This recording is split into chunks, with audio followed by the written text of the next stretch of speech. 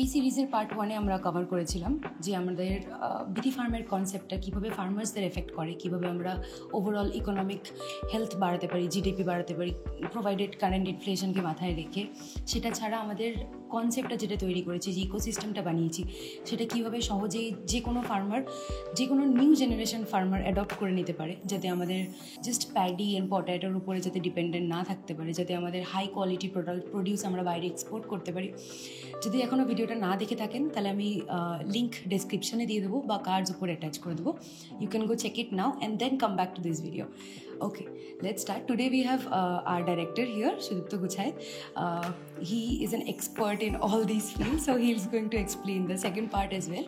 So welcome sir again. আচ্ছা, প্রথমে তাহলে কার্বন সিকোয়েস্ট্রেশন নিয়ে বলি, কারণ এটা আমাদের one of the most important factor. Okay, so maybe explain briefly কীভাবে কার্বন সিকোয়েস্ট্রেশন ওয়ার্কস। কার্বন সিকোয়েস্ট্রেশনের নর্মাল প্রসেস হলো ইন এগ্রিকালচার, রাইট? এতদিনের টিলিং প্লাস কেমিক্যাল অ্যাপ্লিকেশনের যে প্রসেস, ওটার জন্য লাস্ট 60 থেকে 70 বছরের যেটা হয়েছে, জমির organic carbon I would say oxidize হয়ে কার্বন ডাইঅক্সাইডে কনভার্ট হয়ে আমরা এয়ারে পাঠিয়ে দিয়েছি। ঠিক আছে, that's how your greenhouse effect has been created. ঠিক আছে, and agriculture is one of the main responsible industry for this greenhouse effect. এবার আমি কিছু এক্সাম্পল দেবো, তাহলে জিনিসটা বোঝা যাবে। আগে 10-15 বছর আগে পর্যন্ত মানে সাইক্লোন, ডিপ্রেশন, ঠিক আছে, এই টাইপের জিনিসগুলো খুব একটা প্রচলিত টার্ম ছিল না। এখন প্রতি বছরে সাইক্লোন হচ্ছে, প্রতি বছরে ডিপ্রেশন হচ্ছে, মনসুনের আর্লি মনসুন, লেট মনসুন এগুলো হচ্ছে, এক্সটেন্ডেড রেনফল হচ্ছে। ঠিক আছে, এভরি ইয়ার টেম্পারেচার ধীরে ধীরে বাড়ছে। ঠিক আছে, তো এই ব্যাপারগুলো প্রচণ্ড নর্মাল হয়ে গেছে nowadays, and this are like indications given by the planet Earth ki okay, something is wrong, right? So I think we are educated enough, we are aware enough to take immediate action. At least এগ্রিকালচারের through দিয়ে যতটা solve করা যায় আমরা করার চেষ্টা করছি বা করব। এবার কার্বন সিকোয়েস্ট্রেশনের ব্যাপার নিয়ে কয়েকটা এক্সাম্পল আমি দিয়ে রাখি, তাহলে ব্যাপারটা বুঝতে সুবিধা হবে। সো বেসিক একটা ক্যালকুলেশন ফ্লোট হয়েছিল যে পুরো গ্লোব বা পুরো প্ল্যানেটের যে এগ্রিকালচারাল ল্যান্ড রয়েছে, সেটার অর্গানিক কার্বন যদি 1% যদি বাড়িয়ে দেওয়া যায়, তাহলে গ্রিন হাউস এফেক্ট যে প্রবলেমটা পুরো নির্মূল হয়ে যাবে, সলভ হয়ে যাবে। This is that powerful. তো এবার ব্যাপারটা হলো, ওই package of practices just implement করো, 10 মিলিয়ন একরে অ্যাপ্লাই করো, increase your organic carbon percentage. So it will solve both nutrition, greenhouse gas and everything. Yeah, things will be solved. পুরোটাই মানে সবাইকে এসে একজোট হয়ে সেটা নিতে হবে, কনসেপ্টটা অ্যাডপ্ট করতে হবে। কারেক্ট। আর সেটা ছাড়া মোটামুটি আমাদের আগের ভিডিওতে আপনি বলেছিলেন যে আমাদের কারেন্ট গোল রয়েছে to increase the ground water or recharge the aquifers basically. So এটার উপরে আপনার কি টেক এখন? সো আজকের দিনে মেন প্রবলেম যেটা, ঠিক আছে, এই টিলিং, কেমিক্যাল ফার্মিং, ঠিক আছে, এই প্রসেসটার থ্রু দিয়ে যখনই কোনো ফার্মার যায়, মেন যে ইম্প্যাক্টটা হয়, সয়েলের যে সমস্ত ক্যারেক্টারিস্টিক্সগুলো ধীরে ধীরে সয়েল লুজ করা আরম্ভ করে। ঠিক আছে, সয়েলের ময়েশ্চার হোল্ডিং ক্যাপাসিটি, সয়েলের porosity, everything will be lost. ঠিক আছে, সো আমাদের থট হলো কার্বন সিকোয়েস্ট্রেশনের থ্রু দিয়ে সয়েলের অর্গানিক কার্বন পার্সেন্টেজ যদি বাড়িয়ে দেওয়া যায়, সয়েলের ময়েশ্চার হোল্ডিং ক্যাপাসিটি অটোমেটিক্যালি বেড়ে যাবে। ফর এক্সাম্পল, আজকের দিনে পার একর যে রেনফল হয়, ঠিক আছে, সেখান থেকে সয়েলের যে এগ্রিকালচার করার জন্য যে জলের requirement, that would be let's say in the range of 50 lakh litre to 1 crore litre. It will be in that range. তার ম্যাক্সিমামটাই রেনফলের থ্রু দিয়ে সলভ হয়, বাকিটা ইরিগেশনের থ্রু দিয়ে সলভ করতে হয়। এবার আমি যদি ময়েশ্চার হোল্ডিং ক্যাপাসিটিটা বাড়িয়ে দিই, ইরিগেশন রিকোয়ারমেন্ট প্রায়, আমি যদি অর্গানিক কার্বন 1% বাড়িয়ে দিই, ময়েশ্চার হোল্ডিং ক্যাপাসিটি বেড়ে যদি যায়, তাহলে ইরিগেশনের রিকোয়ারমেন্ট প্রায় 40 to 50% কমে যাবে। তো সেটার ইম্প্যাক্ট এটা হবে যে বোরওয়েলের পাম্প আগে যেটা প্রতি সপ্তাহে 2 দিন বা 3 দিন চালাতে হতো, সেটা এখন সপ্তাহে 1 বার বা 2 সপ্তাহে 1 বার চালালেই হয়ে যাবে। Requirement of ground water dependency অনেকটা কমে যাবে। ঠিক আছে, দ্যাটস পয়েন্ট নাম্বার 1। তারপরেও যে ছোটোখাটো অ্যামাউন্ট অফ জল যেটা ইরিগেশনের জন্য রিকোয়ারমেন্ট থাকবে, সেটার যে প্যাকেজ অফ প্র্যাকটিস চেঞ্জ করার দরকার, সেটা হলো ইউ নিড টু বি। আমাদের একটা সময় ছিল প্রতিটা বাড়িতে বাড়িতে কুয়ো থাকতো। কুয়ো ইজ নাথিং বাট শ্যালো অ্যাকুইফায়ার। আমি যদি এটার নাম্বার একটু বোঝানোর চেষ্টা করি, একটা 120 to 150 ফিট ওয়াটার টেবিলের ওপরে একটা ডিপ বোরওয়েল খুঁড়ে সেখান থেকে জল বের করতে প্রতি কিলোলিটার মোটামুটি খরচা পড়ে 4 থেকে 5 টাকা। ঠিক আছে, সেম আমি যদি শ্যালো অ্যাকুইফায়ার থেকে সেটা তোলার চেষ্টা করি, this would be in the range of 25 to 50 paisa. তার মানে কী পরিমাণ আমি ইলেকট্রিসিটি কস্ট বাঁচাচ্ছি, এনার্জি কস্ট বাঁচাচ্ছি, কী পরিমাণ আমি, হ্যাঁ, that's point number 1। Point number 2, তারপরে ওই যে ওয়াটার টেবিল ধীরে ধীরে ডিপ্লিট হওয়া আরম্ভ করে, কারণ প্রাকৃতিক যে সিস্টেম, ঠিক আছে, সেটা হলো বৃষ্টির জল ইভেনচুয়ালি গিয়ে ওয়াটার টেবিলটাকে গিয়ে রিপ্লেনিশ বা রিচার্জ করে বা করা উচিত। এবার প্রবলেমটা হলো আমাদের current package of practices, tilling, urea, এগুলো করার পরে যেটা হচ্ছে না, সয়েলের একটা লেয়ার 1 মিটার বা 2 মিটার নিচের যে লেয়ারটা, ওটা কম্প্যাকশন হয়ে যায়। ঠিক আছে, কম্প্যাকশন হয়ে গেলে জলের ফোঁটাগুলো নিচে অ্যাকুইফায়ারটাকে রিচার্জ করতে পারে না। ঠিক আছে, so therefore the only solution left is you increase the organic carbon percentage in the soil. Earthworm, এই ধরনের পুরো ইকোসিস্টেমটাকে রিইনস্টেট করো। ওই আর্থওয়ার্মগুলোই পোরোসিটিটাকে আবার বাড়িয়ে দেবে, ওই জল অটোমেটিক্যালি নিচে গিয়ে রিচার্জ করা আরম্ভ করে দেবে। ওটা হলো ন্যাচারাল প্রসেস। ওটাকে অ্যাক্সেলারেট করার জন্য you set more and more shallow aquifers. ঠিক আছে, ওখানে ডিরেক্টলি জল স্টোর করো। শ্যালো অ্যাকুইফায়ার থেকে চুঁইয়ে জল ডিপ বোরওয়েলগুলোকে রিচার্জ করে দেবে। ঠিক আছে, এটা হলো high level thoughts, but obviously geologist বা hydrogeologist they can throw more lights into this, but মোটামুটি কনসেপ্টটা এটা। তো গোয়িং ফরওয়ার্ড আমরা রাদার দ্যান ডিপ বোরওয়েল আমরা শ্যালো অ্যাকুইফায়ারের উপরে ডিপেন্ডেন্ট হতে চাই, বাট এখানেও অনেক চ্যালেঞ্জেস রয়েছে, কারণ এতদিনের মাত্রাতিরিক্ত ইউরিয়া ইউসেজ অ্যান্ড ওটার জন্য যেটা হয়েছে যে শ্যালো অ্যাকুইফায়ারগুলোর জল অলরেডি পলিউটেড। তো ওটাকে প্রথমে ঠিক করা, তারপরে then only we can use this shallow aquifer waters.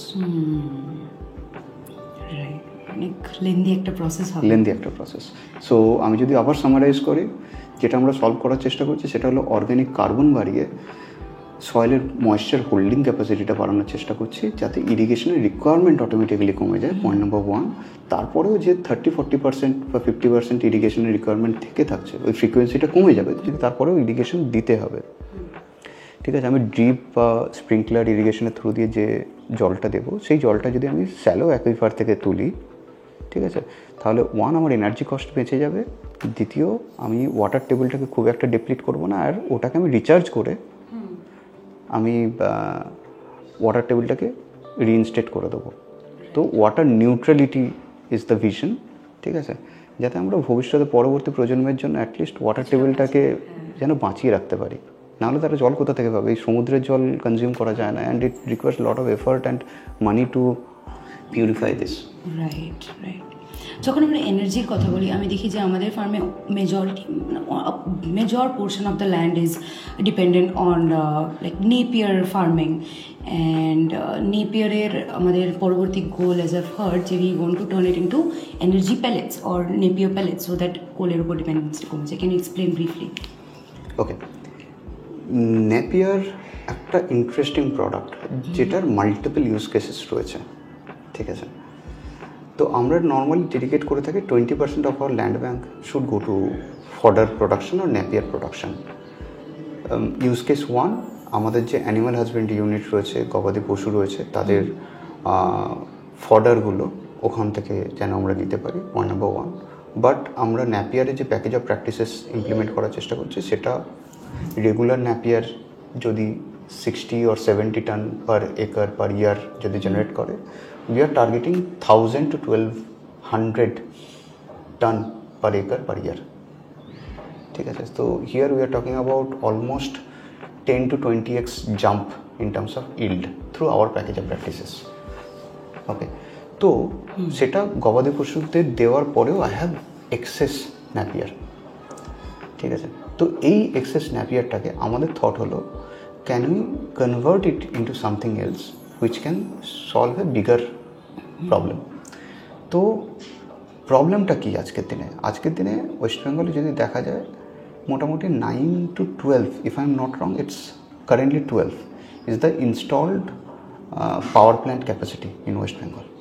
ঠিক আছে, যেটা আজকের দিনে মেনলি কোল পাওয়ার্ড। ঠিক আছে, এবার কোলেরও ডিফারেন্ট লেভেল রয়েছে, বিটুমিনাস, লিগনাইট অ্যান্ড অল। ঠিক আছে, বেসিস দ্য ক্যালোরিফিক ভ্যালু। তো মোস্টলি আমাদের যে কোল মাইনগুলো রয়েছে সেখান থেকে কোল আসে, প্লাস আজকের দিনে ইম্পোর্টও হচ্ছে হাই ক্যালোরিফিক ভ্যালুর কোল বাইরে থেকে, ইন্দোনেশিয়া, মালয়েশিয়া থেকে আসে বা অস্ট্রেলিয়া থেকে আসে।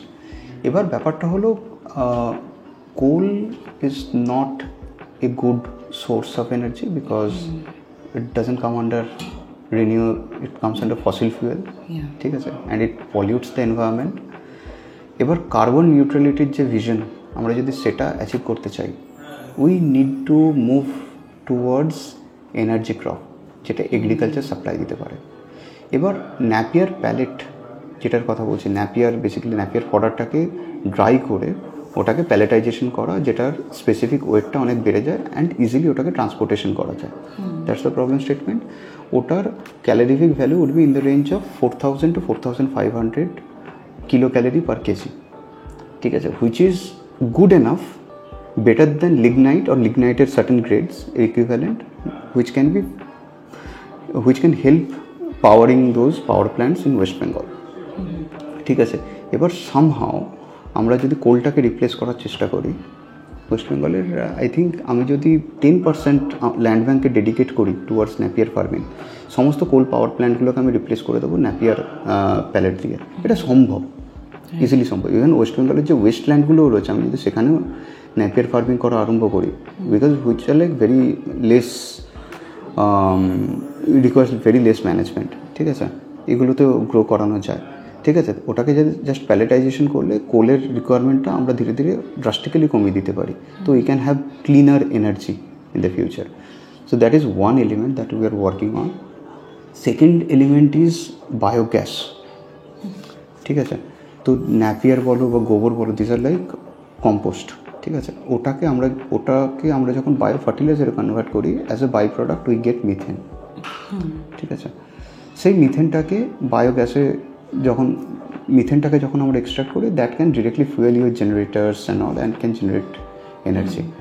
So that is another way of generating energy. আমরা ধীরে ধীরে এনার্জি সাফিসিয়েন্সি লেভেলে যাচ্ছি। আমরা প্ল্যান করছি কিছুদিনের মধ্যেই এনার্জি ইন্ডিপেন্ডেন্ট হয়ে যাওয়া, আমরা নিজেদের জন্য এনার্জি জেনারেট করি, যাতে গভর্নমেন্টের সাবস্টেশন থেকে আমাদেরকে এনার্জি না নিতে হয়। We can produce our energy and run the agriculture, run our sites.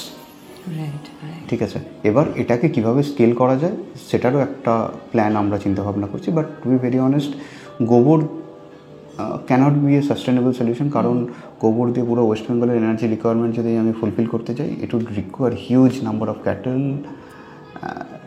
Seems bit difficult, but Napier is a feasible, way more feasible solution.